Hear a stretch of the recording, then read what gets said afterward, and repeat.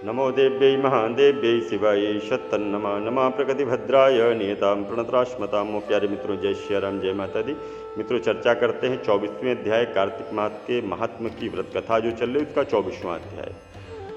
लिखवाओ निज से दया से सुंदर भाव बताकर, कार्तिक मास 24वां अध्याय सुनो समझाकर। राजा पृथु ने कहा कि हे नारद जी, आपने तुलसी के इतिहास महात्म के बारे में कहा, अब यह बताने की कृपा करें कि कार्तिक मास में क्या और किसी देवताओं का भी पूजन करना चाहिए, यह भी मुझे समझाने का प्रयास करिएगा। नारद जी ने कहा, पहले समय की बात है, पर्वत के निकट एक कर्तिपुर नाम का नगर था। उस नगर में एक धर्मदत्त नामक ब्राह्मण निवास किया करता था। एक दिन वह ब्राह्मण भगवान की पूजा करने के लिए जा रहा था। एक रात्रि का एक प्रहर ही शेष बचा था, तो रात्रि थी, चल दिया। अब जा रहा था तो रास्ते में उसे एक भयंकर राक्षसी दिखाई दी। बड़े बड़े दांत थे, लपलपाती हुई जीभ थी, लाल लाल नेत्र थे, उसका शरीर नंगा था, मांस रहित था, शरीर में मांस ही नहीं था।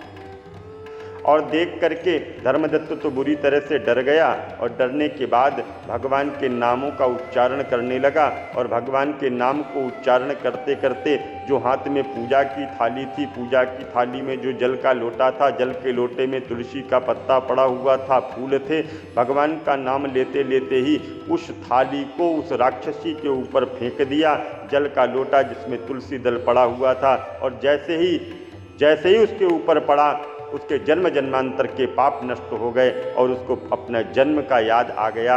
हाथ जोड़ करके धर्मदत्त के चरणों पर गिर पड़ी, बोली, हे विप्र, मैं पूर्व जन्म के कर्मों के अनुसार इस अवस्था को प्राप्त हुई हूँ। नारद जी ने कहा, हे राजन, उसे इस प्रकार प्रणाम करते देख करके अति विस्मृत होकर के धर्मदत्त ने पूछा, तेरी यह अवस्था किस प्रकार के फल से हुई है? तू पूर्व जन्म में कहाँ रहती थी और तेरा चरित्र क्या है, यह भी मुझे बताने की कृपा करो। उस राक्षसी का नाम था कलहा। कहा कि हे ब्राह्मण, सौराष्ट्र में भिक्षुक नाम का एक ब्राह्मण था और मैं उसकी पत्नी थी। मेरा स्वभाव बड़ा ही निष्ठुर था। मैंने अपने पति का कभी भला नहीं चाहा, ना ही उसे कभी अच्छा भोजन दिया, ना ही कभी मिठाई खाने को दी। मैं प्रतिदिन उससे लड़ती झगड़ती थी।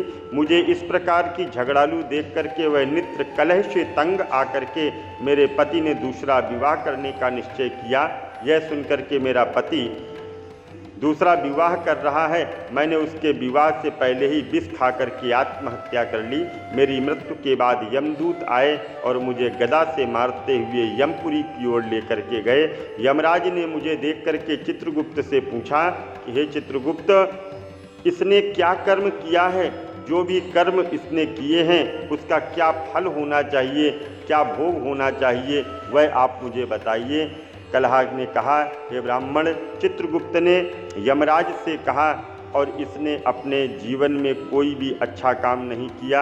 यह अपने पति को सदा खराब भोजन दे करके स्वयं अच्छा भोजन करती थी, इसलिए अब यह विष्ठा खाने वाली होगी और इसे सूकरी का जन्म दिया जाए।